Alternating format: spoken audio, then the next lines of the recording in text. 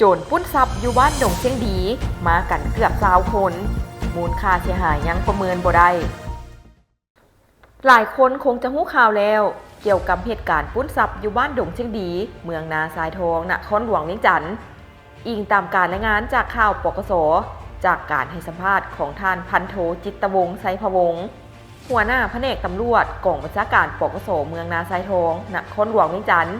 ได้ให้รู้ข้อมูลเบื้องต้นเกี่ยวกับเหตุการณ์ปล้นทรัพย์ในครั้งวันที่26 ตุลาคม 2025 ว่าภายหลังเจ้าหน้าที่ได้รับแจ้งความจากการจะตั้งบ้านดงเชียงดีเวลา 2 โมงของวันที่26 ตุลาคม 2025 จึงได้แต่งตั้งพนักงานวิชาการสืบสวนสอบสวนแผนกตำรวจลงสมทบกับองค์การจะตั้งบ้านดงเชียงดีและภาคส่วนที่เกี่ยวข้องเข้าเก็บข้อมูลกวดกาสถานที่เกิดเหตุแม้นมีมูลความจริงแท้ผ่านการเก็บข้อมูลสามารถรู้ได้ว่าเหตุเกิดที่เฮือนของเฒ่าเนงยงจะอายุ52 ปีอาชีพค้าขายอยู่บ้านดงเชียงดีหน่วย30เมืองนาทรายทองนครหลวงเวียงจันทน์ซึ่งเป็นเฮือนวิลล่าชั้นเดียวมี8 ห้องนอนมีคนอาศัยอยู่น้ำกัน12 คนซึ่งในมื้อเกิดเหตุมีคนอยู่เฮือน7 คนส่วนจำนวนคนที่เหลือแม่นบ่ได้อยู่เฮือนเหตุการณ์ปล้นทรัพย์เกิดขึ้นในวันที่26 ตุลาคม 2025 เวลา 20:30 นาทีได้มีคนหายเป็นเพศชายจำนวนทั้งหมดประมาณ 17-18 คนในชุดสีดำใส่หมวกแงบใส่ผ้าปิดปากลักษณะเป็นคนจอยน้อยสามารถเว้าภาษามงได้มีอาวุธครบมือเป็นประเภทปืนสั้นบ่ทราบชนิดปืนอากาศ2 กระบอกได้ปีนกำแพงหัวด้านหลังเข้ามาในเฮือนของเฒ่าเนงยงจะ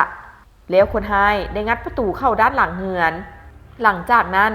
ได้มีคนหายจำนวน 5-6 คนเข้ามาภายในเฮือนได้ซุกประตูห้องที่4ซึ่งอยู่ในห้องมี4 คน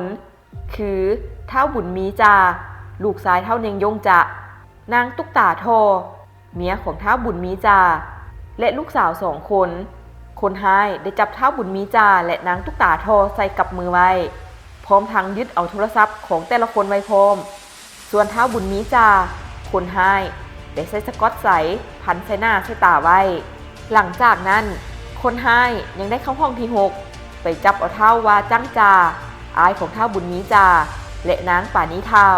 เมียของเฒ่าวาจังและจับแต่ละคนใส่กับมือคัดหลังไว้พร้อมทั้งเอาทุกคนที่อยู่ในเฮือนมาขังรวมกันไว้ในห้องที่4คนหายได้จับเอาผู้ใหญ่ทั้งหมดแล้วใส่สก๊อตพันใส่หน้าใส่ตาไว้จากนั้นคนหายได้งัดแต่ละห้องพอหอนห้องที่3คนหายได้งัดประตูเข้าไปแต่เจ้าของอยู่ในห้องหูโตจึงเอาตัวลี่อยู่ก้องเตียงในห้องนอนเห็นให้คนหายบ่เห็นคนหายได้ใช้เหล็กงัดเข้าค้นเอาทรัพย์สินวัตถุมีค่าแต่ละห้องแล้วคนหายก็ได้เอาตู้เซฟขนาดประมาณ 40x80 ซนที่ปะไว้ในห้องของเฒ่าบุญมีจาออกไปแล้วคนหายได้ใช้ปืนสั้นจี้ใส่นางตุ๊กตาทอให้เอากระแจรีโมทประตูม้วนในเฮือนและประตูใหญ่เข้าเฮือนภายหลังได้กระแจทั้งหมดคนหาย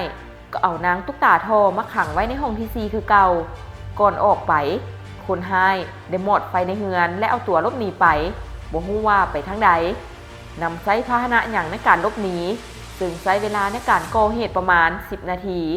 หลังจากคนหายออกไปท้าวาจังจาที่สามารถแกะสก๊อตใสติดหน้าติดตาออกจึงได้โทรขอความช่วยเหลือนำองค์การจะตั้งบ้านดงเชียงดีและภาคส่วนเกี่ยวข้องเข้ามาให้การช่วยเหลือไขกับมือให้สำหรับผลเสียหายเจ้าหน้าที่ปกส.เมืองนาทรายทองได้ให้รู้ว่าปัจจุบันกำลังอยู่ในขั้นตอนของการสืบสวนสอบสวนอย่างละเอียดถี่ถ้วนซึ่งในเบื้องต้นแม่นมีคำ38 บาทเงินกีบเงินบาทเงินดอลลาร์จำนวนหนึ่งและโทรศัพท์ปัจจุบันเจ้าหน้าที่กำลังเร่งประสานสมทบกับทุกภาคส่วนเกี่ยวข้องในการติดตามสอบค้นหาเป้าหมายสงสัยเก็บข้อมูลนำพยานแวดล้อมอ้อมข้างอื่นๆเพื่อซ่องนำตัวกลุ่มคนหายที่ก่อเหตุมาดำเนินคดีตามระเบียบกฎหมายมีข่าวดีจะมาบอกสำหรับใครสนใจเช่าพื้นที่ขายเครื่องทุกประเภทและเช่าพื้นที่ป้ายโฆษณาอยู่ตลาดลาวสนใจสอบถามที่เบอร์ 02058389209 สถานที่ตั้งอยู่บ้านสะพังเมืองไซธานีนครหลวงเวียงจันทน์